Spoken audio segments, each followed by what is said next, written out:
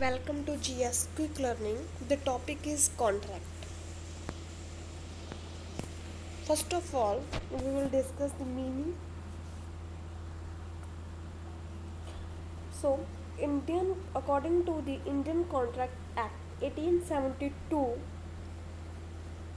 define the term contract, an agreement enforceable by the law, are called contract. जो agreement होता है जब वो इन्फोर्सेबल किया जाता है लॉ के द्वारा, उसको हम क्या कहते हैं?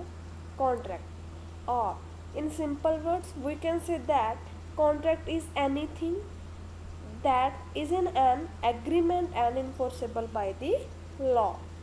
Clear? Okay.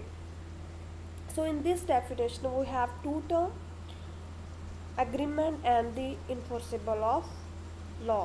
So in order to understand, I will explain in next slide.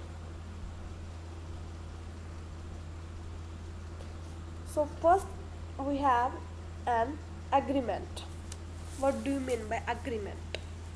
The Indian Contract Act 1872 define agreement every promise and every set of promise forming for each other are called agreement.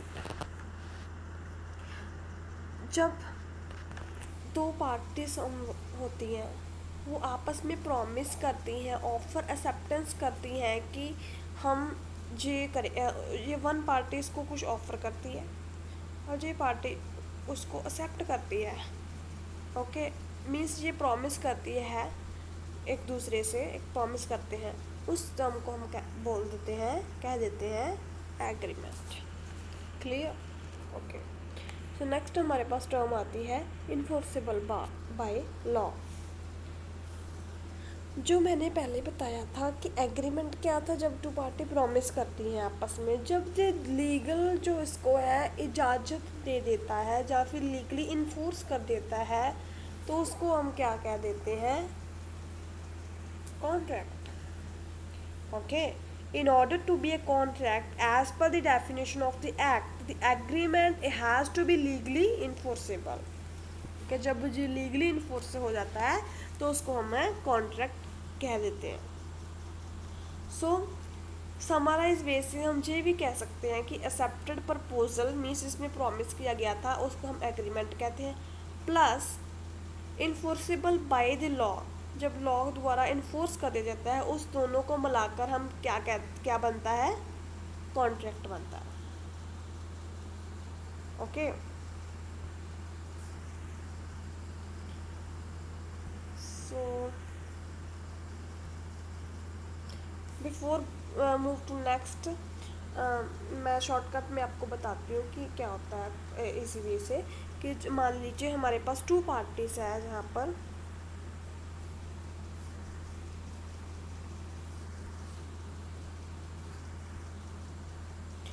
मान लीजिए हमारे पास to parties हैं. Okay जी, आपस में promise करते हैं कि मैं तुमको ये दूंगा और जो प्रोवाइड करूंगा, और ये आपस में इससे प्रॉमिस करता है कि मैं आपको ये प्रोवाइड करूंगा. जब ये दो पर्सन जो होते हैं आपस में प्रॉमिस करते हैं कि मैं तुमको मतलब कुछ प्रोवाइड करूंगा और बदले में वो भी उसको कुछ देगा, उसको हम क्या कहते हैं? सिंपल एग्रीमेंट कहते हैं. ओके. यहाँ पर हमारा है कानून. ओके. और हम कह सकते हैं लॉ. जब लॉ इसको इन दोनों को इजाज़त दे देता है कि ये एग्रीमेंट कर सकते हैं, लॉ इसको इन्फोर्स कर देता है, तो ये क्या बन जाता है? Contract. Simple. Indian contract act 1872 के तब जो सभी रूल्स रेगुलेशन फॉलो करता है, तब ये बनता है हमारा contract. Clear? Okay. So there are essential of an valid contract. First हमारे पास आती है proper offer and its acceptance. कहते हैं कि जो कॉन्ट्रैक्ट है वो वैलिड तब माना जाता है जब उसमें प्रॉपर ऑफर हो और उसकी एक्सेप्टेंस हो। जैसे कि मैंने पहले ही बताया था कि हमारे पास 2 पार्टीज होती हैं इन्वॉल्व इसमें। ये पार्टी इसको क्या करती है, ऑफर करती है, ये क्या करती है, एक्सेप्टेंस करती है। तो there should be a proper offer और लॉफुल ऑफर। ये जो पार्टी है, फर्स्ट पार्टी, इस ये जब उसको ऑफर करेगी प्रॉपर लॉफुल वे से करेगी, okay, and second party same ऐसे लॉफुल वे से ही उसको एक्सेप्ट करेगी। लॉफुल मैंने वर्ड यूज़ किया, उसका क्या मतलब है? इसका मीनिंग होता है कि जब ये जो इंडियन मैंने बताया था इंडियन कॉन्ट्रैक्ट एक्ट, उसकी रिक्वायरमेंट को जो फॉलो करता है उस वर्ड को हम कहते हैं लॉफुल। क्लियर? जो उसकी रिक्वायरमेंट है उसको प्रॉपर सेटिस्फाई करता है उस वर्ड को हम कहते हैं lawful. So there must be a lawful offer and the lawful acceptance between the both of the parties. Clear? तभी जो कॉन्ट्रैक्ट है वो क्या माना जाएगा, वैलिड, नहीं तो वो इनवैलिड होगा। क्लियर? सेकंड हमारे पास आता है legal relationship. Legal relationship means कि जैसे मैंने कि बताया कि हमारे पास 2 पार्टीज होती हैं, इन दोनों में जो रिलेशन होता है वो लीगल होना चाहिए, ओके। इलीगल रिलेशनशिप इनमें नहीं होना चाहिए। लीगल रिलेशनशिप होगा तभी जो कॉन्ट्रैक्ट है वो वैलिड माना जाएगा, नहीं तो वो इनवैलिड माना जाएगा, ओके। बिकॉज जब पार्टीज आपस में कॉन्ट्रैक्ट करती है तो वो क्या, कॉन्ट्रैक्ट कैसे बनता है, लीगली इन्फोर्स होता है तभी तो कॉन्ट्रैक्ट बनता है। तो उससे अपने आप ही क्या बनता है, उसमें लीगल रिलेशनशिप बन जाता है बोथ ऑफ दी पार्टीज में। क्लियर? ओके। नेक्स्ट हमारे पास आता है लॉफुल कंसिडरेशन। लॉफुल वर्ड का मैंने मीनिंग बता दिया कि कॉन्ट्रैक्ट एक्ट की क्या करनी, रिक्वायरमेंट को सेटिस्फाई करना। अब से कंसिडरेशन क्या क्या मतलब है? Consideration means something in return. जैसे कि मैंने बताया 2 पार्टीज हैं, ये पार्टी जब इसको ऑफर करती है, कुछ प्रोवाइड करती है, ये रिसीव कर लेता है, बट उसमें क्या होता है, इसको भी इसके जो उसने रिसीव किया उसके बदले में पेमेंट करनी होती है इसको। जब ये इसको पेमेंट करता है उस पेमेंट को हम क्या कहते हैं, कंसिडरेशन। समथिंग इन रिटर्न, बदले में उसको कुछ देना, बदले में फर्स्ट पार्टी को कुछ देना, उसको हम कहते हैं कंसिडरेशन। सो ये कहता है कि there should be lawful consideration, तभी जो कॉन्ट्रैक्ट है वो वैलिड माना जाएगा। Consideration means price paid by one party for the promise of the other. Clear? कि ये कॉन्ट्रैक्ट तभी जो इन्फोर्स किया जाएगा जब बोथ पार्टी जो है जो इसको गुड्स देगी और जो भी देगी और इसको बदले में उसको पेमेंट करनी ही पड़ेगी, दोनों को कुछ ना कुछ दोनों को देना ही पड़ेगा, फिर ही ये क्या माना जाएगा, कॉन्ट्रैक्ट। क्लियर? ओके। नेक्स्ट हमारे पास आता है फ्री कॉन्सेंट। फ्री कॉन्सेंट का क्या मतलब है कि फ्री कॉन्सेंट मीन्स कि जो भी पार्टीज जो होती हैं, जैसे कि मैंने बताया कि 2 पार्टीज इन्वॉल्व होती हैं, दोनों पार्टीज जो होती हैं उनके कॉन्ट्रैक्ट में एंटर होने की जो कंसेंट है वो फ्री होना चाहिए। मीन्स वो अपनी मर्जी से ही कॉन्ट्रैक्ट में एंटर हो, किसी के दबाव के कारण, किसी की मिस्टेक के कारण, किसी के फ्रॉड के कारण, किसी के इन्फ्लुएंसेस के कारण, किसी की मिस रिप्रेजेंटेशन के कारण वो जो है कॉन्ट्रैक्ट में ऐड नहीं होने चाहिए, तभी जो कॉन्ट्रैक्ट है वो क्या माना जाएगा, वैलिड माना जाएगा, ओके।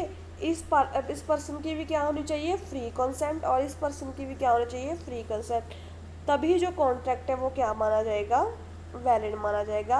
अगर गलती से किसी ने एक दूसरे को या फिर दबाव से या फिर फ्रॉड से एक कॉन्ट्रैक्ट में इन्वॉल्व करने की कोशिश की तो वो जो है लॉफुल नहीं माना जाएगा। क्लियर। सो नेक्स्ट हमारे पास आता है लॉफुल ऑब्जेक्टिव।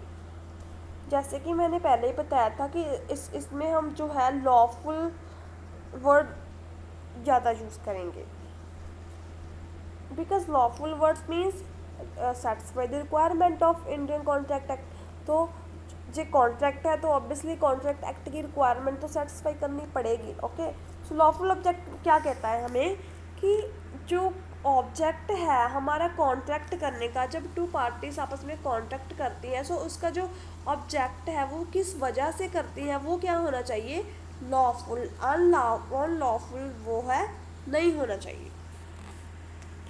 ओके, तभी जो कॉन्ट्रैक्ट है वो वैलिड माना जाएगा। अगर उसका कोई फ्रॉड वाला मतलब ऑब्जेक्ट है, कोई इलीगल ऑब्जेक्ट है जो किसी पर्सन को नुकसान पहुंचाता है, किसी पर्सन को इंजर करता है, किसी के लिए हार्मफुल है, तब वो जो कॉन्ट्रैक्ट है वो लॉफुल नहीं माना जाएगा, वैलिड नहीं माना जाएगा। क्लियर। ओके, नेक्स्ट हमारे पास आता है सर्टेनिटी। सर्टेनिटी इसमें क्या है कि कहते हैं कि जो कॉन्ट्रैक्ट है वो वैलिड तभी माना जाएगा जब उसमें क्या होगा कि जो टर्म एंड कंडीशंस है कॉन्ट्रैक्ट की, क्या उसमें जो ये फुलफिल होना चाहिए, जो भी टर्म एंड कंडीशन है वो क्या हो, क्लियर कट मेंशन की गई हो। ओके, ताकि जो बोथ ऑफ पार्टीज है, दोनों पार्टीज है वो इजीली अंडरस्टैंड कर सकें और अपने जो है कॉन्ट्रैक्ट को अच्छे से परफॉर्म कर सकें। ओके, फुलफिल कर सकें। So there should be a clear term and condition in a contract for making a valid contract. So next हमारे पास आता है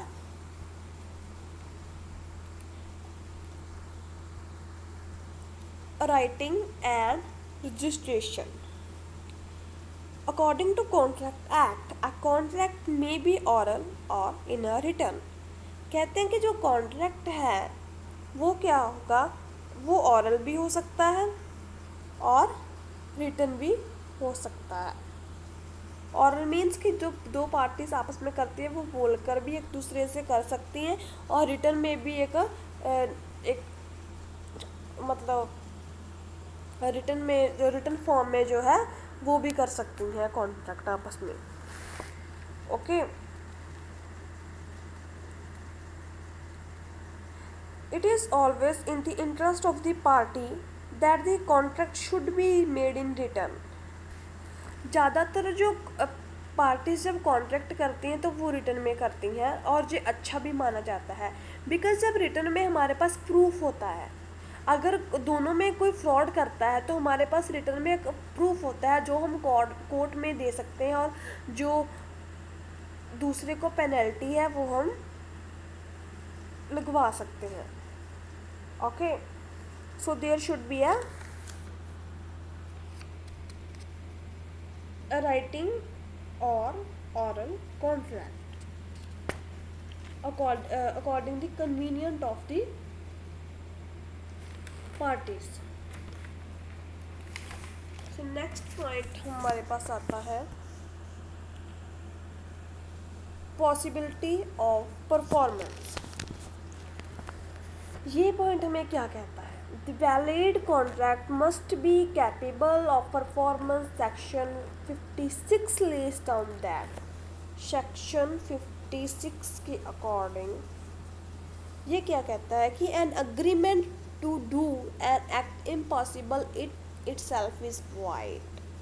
अगर दो पार्टी जो हैं वो आपस में कॉन्ट्रैक्ट कर रही हैं, ये कॉन्ट्रैक्ट कौन सा कर रही हैं, जो इम्पॉसिबल है, जो एक पर्सन है वो नहीं कर सकता, इम्पॉसिबल है, कोई भी पर्सन नहीं कर सकता, फिर भी वो कॉन्ट्रैक्ट कर रहे हैं वो वाला, उसको हम वॉइड करेंगे, उसको हम वैलिड नहीं मानेंगे।